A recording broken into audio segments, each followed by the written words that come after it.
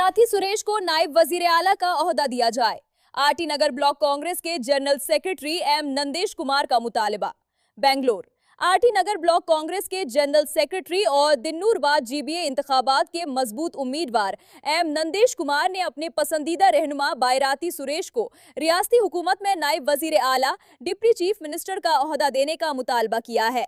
सहाफियों से बात करते हुए उन्होंने कहा कि बायराती सुरेश ने कांग्रेस पार्टी को मजबूत बनाने, अवामी फलाही कामों को आगे बढ़ाने और पार्टी के नजरियात को अवाम तक पहुंचाने में अहम किरदार अदा किया है। पार्टी की तरक्की और हुकूमत की कामयाबी में उनकी खिदमात काबिले कद्र हैं। उनके वसी तजर्बे और मुअस्सिर क़यादत को मद्देनजर रखते हुए उन्हें नायब वजीर आला का ओहदा दिया जाना चाहिए। एम नंदेश कुमार ने मजीद कहा कि रियासत की तरक्की, समाजी इंसाफ के फरोग और अवामी मसाइल के हल के लिए बायराती सुरेश जैसे तजर्बाकार रहनुमा की खिदमात को मजीद मुअस्सिर अंदाज में इस्तेमाल करने की जरूरत है।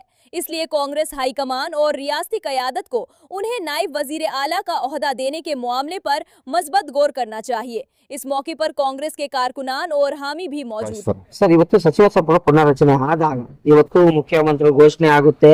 ಘೋಷಣೆ ಆದಾಗ ಸಚಿವ ಸಂಪುಟದಲ್ಲಿ ಎಷ್ಟು ಕ್ಯಾಬಿನೆಟ್ ಸಚಿವರು ತಗೋತಾರೆ, ಆದ್ರೆ ಎಷ್ಟೋ ಜನ ಕೈ ಬಿಡ್ತಾರೆ. ಎಲ್ಲ ಕ್ಷೇತ್ರದಲ್ಲೂ ಅಸಮಾಧಾನ ತಾಂಡ ಆಡ್ತಾ ಇದೆ. ಇವತ್ತು ನೋಡಿ, ಹೆಬ್ಬಾಳದಲ್ಲಿ ಎಲ್ಲೋ ಸುರೇಶನ್ನ ಕೈ ಬಿಡುವ ಮುನ್ಸೂಚನೆಗಳು ಹೈಕಮಾಂಡ್ ಸಹ ನೀಡಿದೆ. ಯಾಕೆ ಅಂದ್ರೆ ಬೇರೆಯವ್ರಿಗೂ ಸಹ ಕೊಡಬೇಕು ಅವಕಾಶ, ಹಿಂದಿನ ಸೀನಿಯರ್ ಇದ್ದಾರೆ ಅಂತ ಎಲ್ಲೋ ಕೇಳ್ಪಡ್ತಾರೆ. ಏನ್ ಹೇಳ್ತೀರಾ ಸರ್? ಸರ್, ಬೈರತಿ ಸುರೇಶ್ ಅನ್ನೋರ್ಕಿಂತ ಸಮರ್ಥರಿದ್ರೆ ಮಾಡ್ಲಿ. ಯಾಕಂದ್ರೆ ನಮ್ಗೆ ಹಿಂದುಳಿದ ವರ್ಗದವರು ಅಂತಂದ್ರೆ ಕೈಯಿಂದ ಅಂತಂದ್ರೆ ಸಿದ್ದರಾಮಣ್ಣ. ಈ ಹಿಂದೆ ನಾವಂತೂ ಕಣ್ಣಾರೆ ದೇವರಾಜ ಅರಸು ಅವ್ರನ್ನ ನೋಡಿರ್ಲಿಲ್ಲ, ಅವ್ರನ್ನ ಪ್ರತಿರೂಪವಾಗಿ ಸಿದ್ದರಾಮಣ್ಣ ನೋಡಿದ್ವಿ. ಇವತ್ತು ಸಿದ್ದರಾಮಣ್ಣನ ಜಾಗದಲ್ಲಿ ಬೈರತಿ ಸುರೇಶ್ ಅನ್ನೋರು ನೋಡ್ತಾ ಇದ್ವಿ. ಹಾಗಾಗಿ ಬೈರತಿ ಸುರೇಶ್ ಅನ್ನೋರ್ನ ಯಾವ ಕಾರಣಕ್ಕೂ ಕೂಡ ಕೈ ಬಿಡುವಂತ ಪ್ರಶ್ನೆ ಇಲ್ಲ.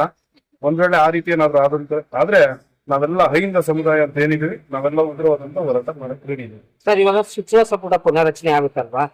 ಅನೇಕ ಹಿರಿಯರಿದ್ದಾರೆ, ಅಲ್ಪಸಂಖ್ಯಾತರಿದ್ದಾರೆ.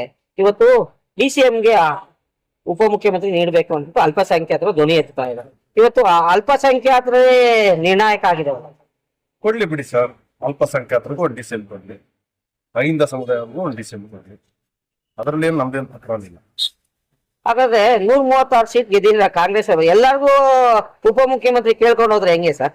4 ಮಾಡ್ತೀನಿ ಅಂತಂದಾಗ, 4 ಕೊಡ್ತೀನಿ ಅಂತಂದಾಗ, 4 ಏನು ಶೋಷಿತ ಸಮುದಾಯಗಳಂತಾನೆ ವಿಶೇಷವಾಗಿ ಅಲ್ಪಸಂಖ್ಯಾತರು, ದೀನದಲಿತರು, ಹಿಂದುಳಿದವರಿಗೆ ಕೊಡ್ಲಿ ಅನ್ನೋದು ನಮ್ಮ ಸಚಿವ ಸಂಪುಟ ಪುನರ್ರಚನೆ ಆಗ್ತಾ ಇದೆಯಲ್ಲ, ಫುಲ್ಲು ಭರ್ತಿ ಆಗುತ್ತಾ? ಭರವಸೆ ಇದೆಯಾ ಯುವ ಮುಖಂಡರಾಗಿ? ಇದೆ ಸರ್. ರಾಜ್ಯದ ನಾಯಕರುಗಳು, ನಮ್ಮ ಕಾಂಗ್ರೆಸ್ ಹೈಕಮಾಂಡ್ ಸೂಕ್ತವಾದಂತ ತೀರ್ಮಾನ ಯಾರ್ಯಾರಿಗೆ ಅವಕಾಶಗಳು ಕೊಡಬೇಕು ಕಲ್ಪಿಸ್ಕೊಡ್ತಾರೆ. ಅದರಲ್ಲೂ ನಾವು ಬೈರತಿ ಸುರೇಶ್ ಅವರ ಪರವಾಗಿ ನಗರಾಭಿವೃದ್ಧಿ ಸಚಿವ ಜೊತೆಗೆ ಡಿಸಿಎಂ ಹುದ್ದೆಯನ್ನ ಅವ್ರು ಕೊಡಬೇಕು. ಅವ್ರು ಕೊಟ್ಟಾಗ ಮಾತ್ರ ನಮ್ಮಂತ ಶೋಷಿತ ಸಮುದಾಯದವರು ಅಭಿವೃದ್ಧಿ ಹೊಂದಕ್ಕೆ ಸಾಧ್ಯ ಅಂತ ಹೇಳಿ ಈ ಮುಖಾಂತರ ಕೋರ್ಟ್ ಆದೇಶ ನೀಡಿದೆ, ಸ್ಥಳೀಯ ಮಟ್ಟ ಚುನಾವಣೆ ಆಗಸ್ಟ್ ಒಳಗಡೆ ನಡೆಸಬೇಕು ಅಂತ. ನೀವು ಪ್ರಬಲ ಆಕಾಂಕ್ಷಿ ಇದ್ದೀರಾ, ಏನ್ ಹೇಳ್ತೀರಾ ಸರ್? ಆಗ್ಬೇಕು ಸರ್, ಎಲೆಕ್ಷನ್ ಆಗ್ಬೇಕು.